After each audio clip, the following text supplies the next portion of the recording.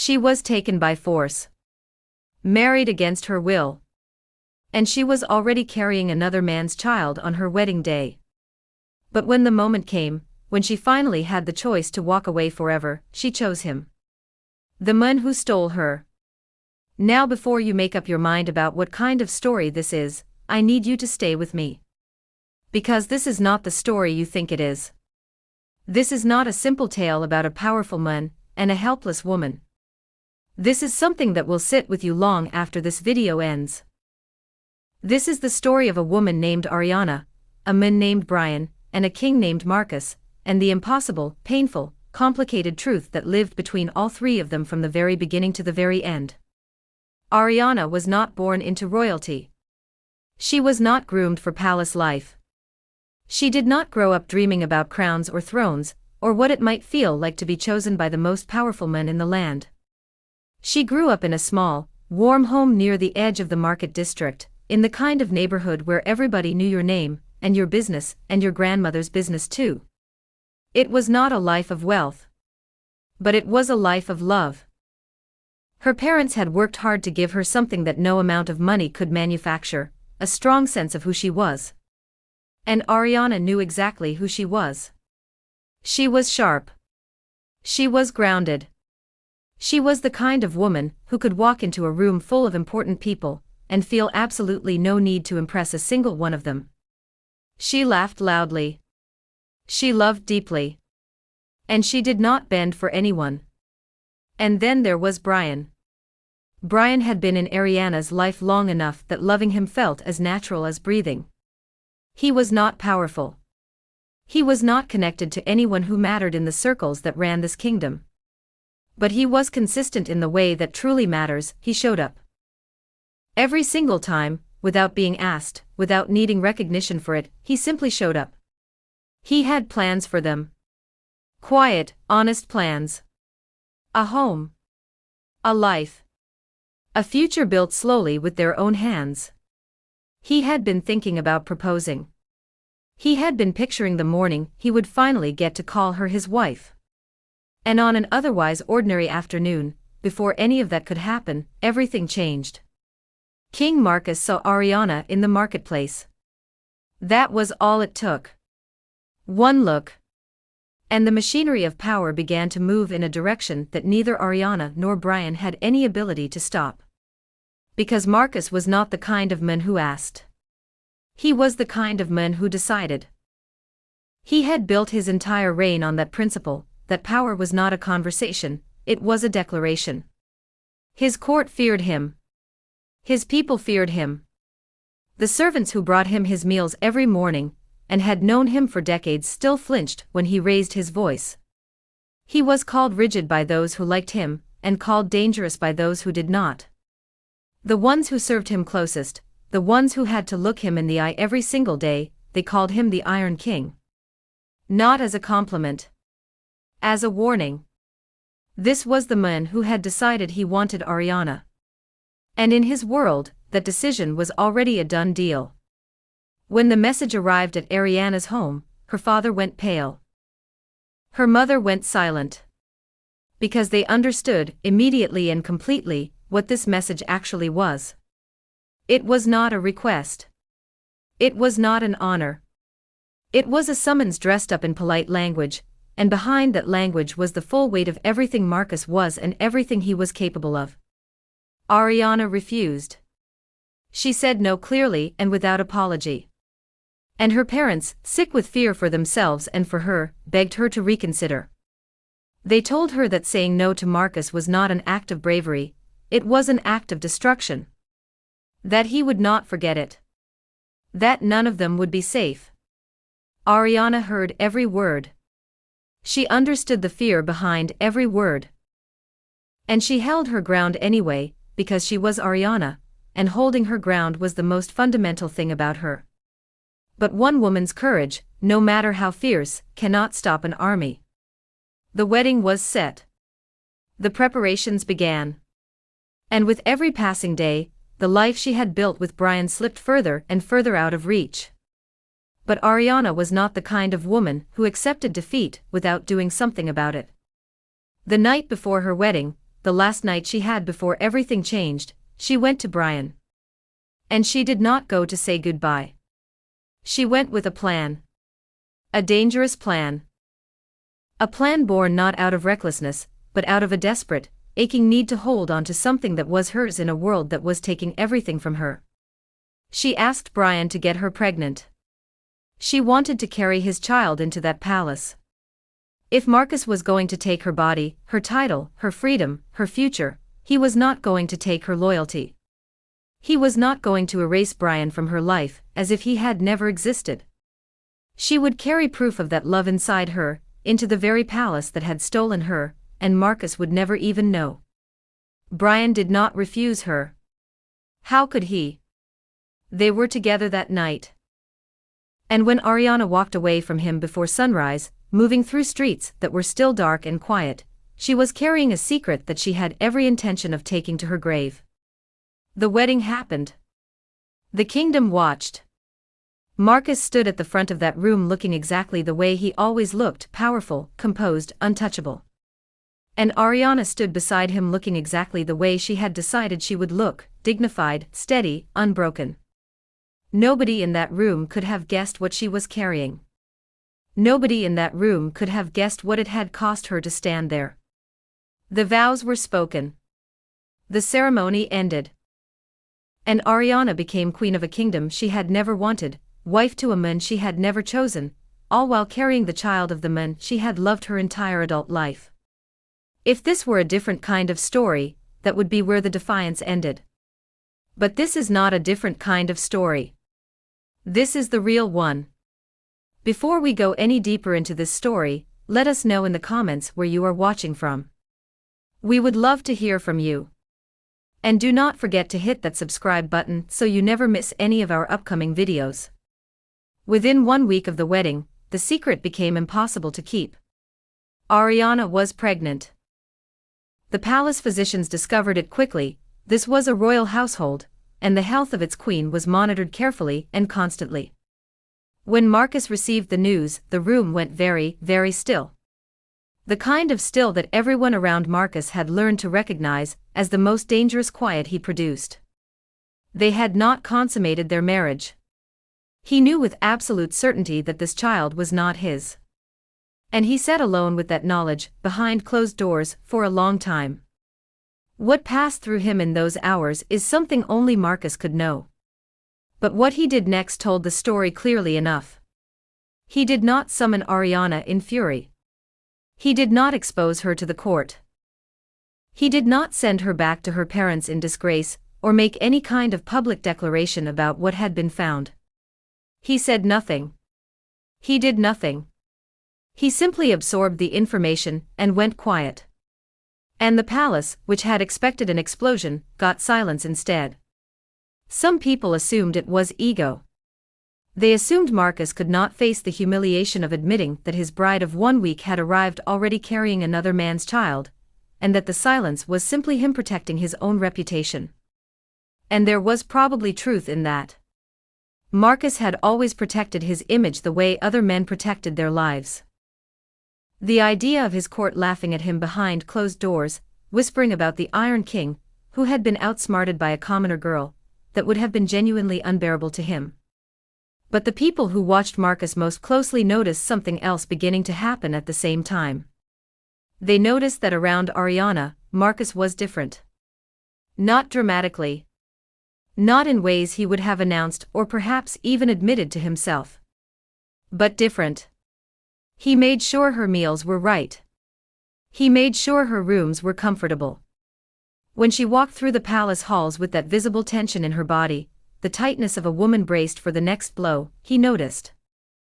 And quietly, with no audience and no expectation of reward, he began doing small things to ease it. He did not demand her affection. He did not require her to perform happiness for the benefit of the court. He simply started showing up for her. And for a man who had never shown up for anyone in his life, that was not a small thing. Ariana noticed. She was far too perceptive not to notice. But noticing something and trusting it are two entirely different acts, and trust was not something she had any intention of giving Marcus easily. She remained polite. She remained composed. She played her role as queen with the same steadiness she had brought to every hard thing in her life. But she was watching him. Measuring him. Filing away every small observation, every unexpected moment of gentleness, every time he surprised her by being something other than what she had prepared herself for. She was not softening. Not yet. But she was paying attention. And meanwhile, in the hallways and kitchens and quiet corners of that palace, something else was happening that nobody was paying attention to at all. Her name was Chloe. She had worked in that palace for 3 years before Ariana arrived. She was good at her job, consistent, and almost entirely invisible, which, in a place like that, was both a skill and a strategy. Before Ariana, Chloe had been quietly building something for herself inside those palace walls. There was someone she had set her sights on, someone connected to power, someone she believed could change the direction of her life if she played things correctly. She had been patient. Careful. And then Ariana appeared. And almost overnight, the palace reorganized itself around this one woman, who had not even wanted to be there. The attention. The care. The way people whispered about how the king was different now. All of it orbited Ariana. And Chloe, watching from the edges, felt something inside her go hard and cold in a way she would never fully examine out loud. She began watching Ariana's routines. She noted the meals, the timing, the attendance, the patterns. She was thorough. She was quiet. And one day, when the moment presented itself, Chloe made a decision that would change Ariana's life forever, and that she would carry in silence for longer than she deserved to. She put something in Ariana's food. Ariana ate it. And she lost the baby.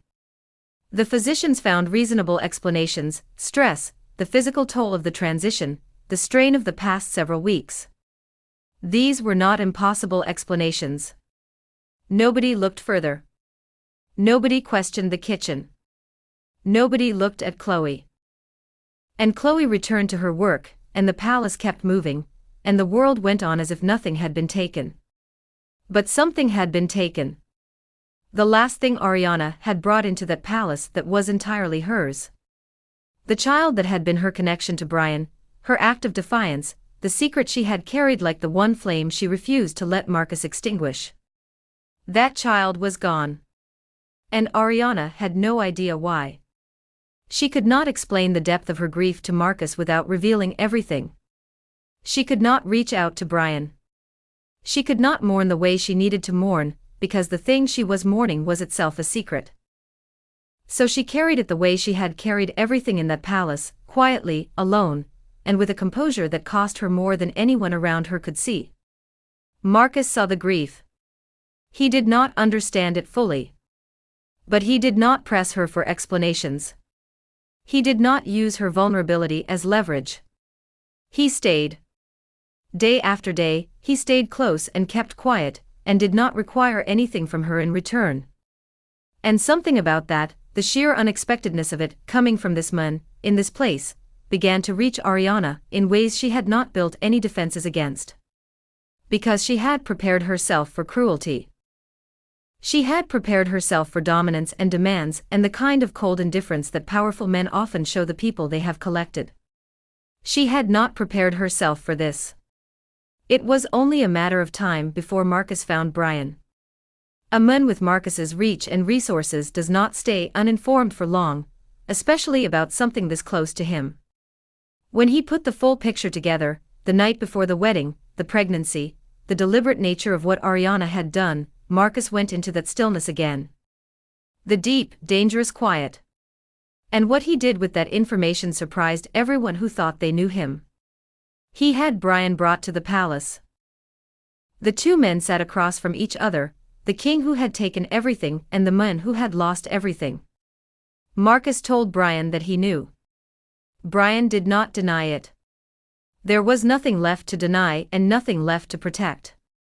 And then Brian, with nothing in his hands and nothing left to lose, made one request. He said, "Bring her here.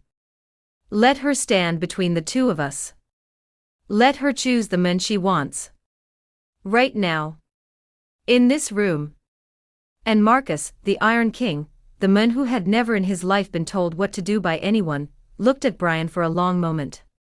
And agreed. When Ariana walked into that room and understood what was happening, she went still in her own way. She stood between the two men who represented everything her life had become and everything it had been before. On one side, Brian. The man she had chosen freely, with her whole heart, before any of this had happened. The man who had loved her without conditions, who had honored her plan, who had held her in the dark and asked nothing in return. The man who represented the life she had actually wanted. On the other side, Marcus. The man who had torn that life apart with a single order. The man who had found her secret and buried it instead of using it against her. The man who had watched her fall apart in grief and chosen, over and over again, to stay. Ariana looked at both of them for a long time. And then she chose Marcus. She chose the man who had stolen her. The room was silent in the way rooms go silent when something happens that nobody fully expected, even the people who thought they had prepared for every possibility.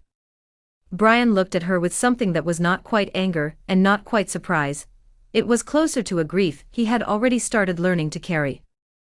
And Marcus looked at Ariana the way a man looks at something he does not yet know how to hold without breaking it. They asked her why. Everyone needed to hear why. And Ariana, who had been careful and composed and quiet for so long, finally let herself be entirely honest. She said she had not chosen Marcus because she had forgotten what he had done to her. She had not chosen him because she had decided that what had been taken from her did not matter. She chose him because of everything that had happened after. Because a man who does not love a woman does not protect her secret when the truth would have served him better. A man who does not love a woman does not sit with her in grief and ask for nothing. A man who does not love a woman does not let his greatest rival stand in a room and demand that she be given a free choice, and then actually give it to her. She said that love had not been the beginning of their story. She would never pretend it had been. But she said that sometimes love is not where a story starts. Sometimes love is what a story slowly, painfully, honestly becomes after everything else has been stripped away. And what Marcus had become, over all those difficult months, was something she had not expected and could not walk away from. Marcus kept his word. He settled with Brian honorably, without humiliation, without cruelty, in a way that quietly acknowledged that Brian had loved Ariana well, and that none of what had happened had been his fault. Brian accepted. He walked out of that palace and did not look back. And somewhere underneath all the loss, underneath the life he had not gotten to live, there was probably a thin thread of peace, the kind that comes from knowing that the person you love most is, at least, with someone who loves them back. It was not the ending Brian had wanted. But it was the one he was given. And he carried it with as much dignity as a person can carry a life they did not get to keep. But Chloe was still in that palace. Still moving through those halls. Still doing her job. Still carrying what she had done in the silence that had been protecting her since the day she had made that choice. The child Ariana had lost, the one that had been her last connection to Brian, her last private act of defiance, had never been mourned publicly, had never been explained honestly, and had never been traced back to the woman who had taken it. Chloe had watched everything unfold from the margins. She had watched the grief, and the strange slow love story between Ariana and Marcus, and the confrontation with Brian, and Ariana's choice, and she had remained invisible through all of it. But the thing about carrying something like that is that it does not get lighter with time. It gets heavier. It shifts and grows and begins to press against the inside of a person in ways that cannot be permanently suppressed. Whether the truth would ever find its way to the surface, whether justice would ever reach Ariana in the form she actually deserved, whether Chloe would ever be asked to answer for what she had done, that was a chapter still waiting to be written. This story does not end with a neat resolution. It does not offer the comfort of total justice, or the simplicity of a clear moral. What it offers is something harder and more honest than that. It offers the truth that people are complicated, that circumstances are complicated, and that the choices people make under pressure, especially when they have been stripped of their power and their options, cannot always be judged from the outside by people who have never had to make them. Ariana chose Marcus. Not because she had forgotten who she was or what she had been put through, but because she had watched him become something different, and she had decided that the man he was becoming was worth the risk of the man he had been. Whether that was wisdom or whether it was simply the most honest choice available to her in an impossible situation, that is something each person who hears this story will have to decide for themselves. But before you decide what you think about Ariana's choice, or Marcus's transformation, or Brian's loss, or the quiet damage that Chloe carried out without anyone ever knowing, ask yourself this one question. If you had been standing in that room, between the man who had loved you freely and the man who had taken you by force, and then spent every day after trying to become someone worthy of you, what would you have done? Leave your answer in the comments right now. And let us know where in the world you are watching from. We read every single comment, and we would genuinely love to hear from you. If you are new here, hit that subscribe button because the next story we are bringing you is going to hit just as hard as this one did. We will see you there.